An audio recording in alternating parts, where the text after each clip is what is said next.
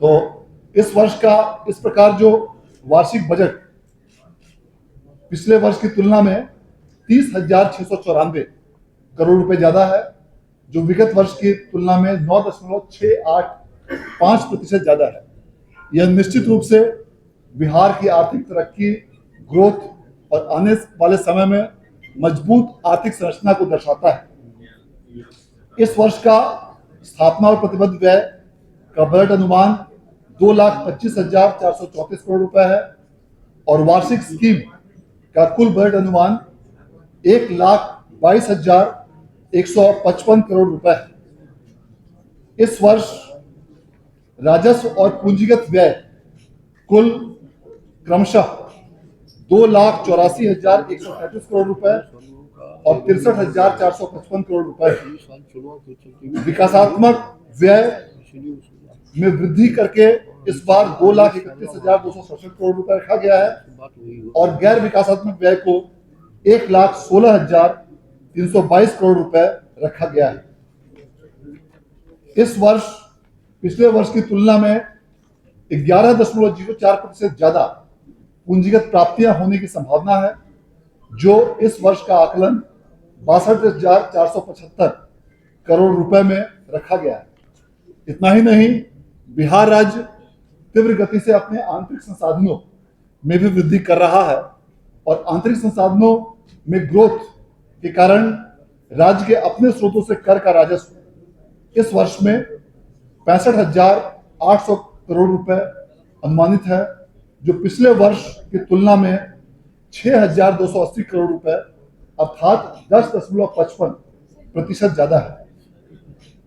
इसके साथ साथ बिहार राज्य को केंद्र सरकार से भी विभिन्न मदों में प्राप्तियों में वृद्धि संभावित है।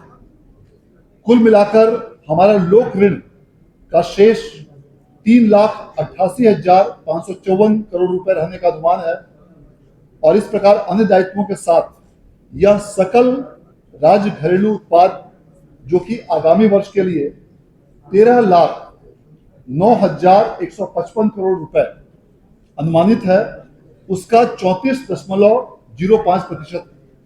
और इसमें सबसे उल्लेखनीय बात यह है कि यह जो हमारा लोक ऋण का अनुपात है, यह विगत वर्षों की तुलना में इसमें लगातार कमी हुई है। और यदि हम पिछले 3 वर्षों का आंकड़ा देखें तो पिछले 3 वर्षों के आंकड़ों में यह सबसे कम है। इस प्रकार यह उत्तरोत्तर रूप से इसमें कमी भी हमारी मजबूत और बेहतर आर्थिक व्यवस्था को दर्शाता है। राज्य सरकार द्वारा इस वर्ष के बजट में कई महत्वपूर्ण प्रक्षेत्रों पर विशेष रूप से ध्यान दिया गया।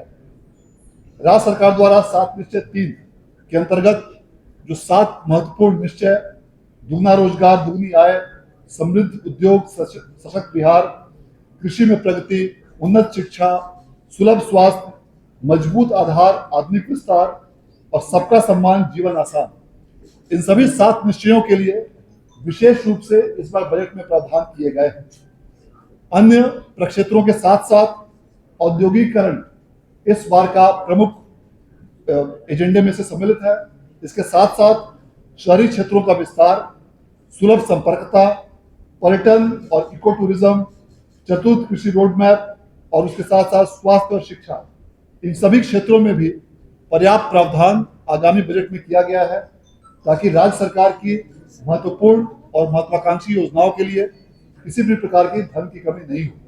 इस प्रकार राज्य सरकार सबका साथ सबके विकास, न्याय के साथ विकास के संकल्प पर पूरी तरह से संकल्पित है और महिला रोजगार के लिए भी विशेष रूप से इस बार अलग से प्रावधान किया गया है।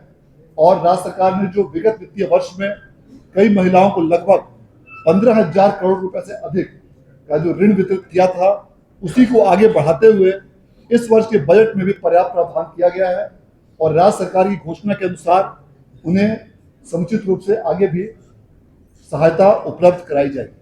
मैं इस बजट की तैयारी के लिए और इस बजट के संपूर्ण मार्गदर्शन के लिए मैं माननीय वित्त मंत्री महोदय को हार्दिक उनके प्रति आभार व्यक्त करना चाहता हूं कि आपके दिशा निर्देश और तत्वाधान में इस बजट को बेहतर रूप से मनाया गया। आप सभी लोगों का बहुत बहुत आभार। इसमें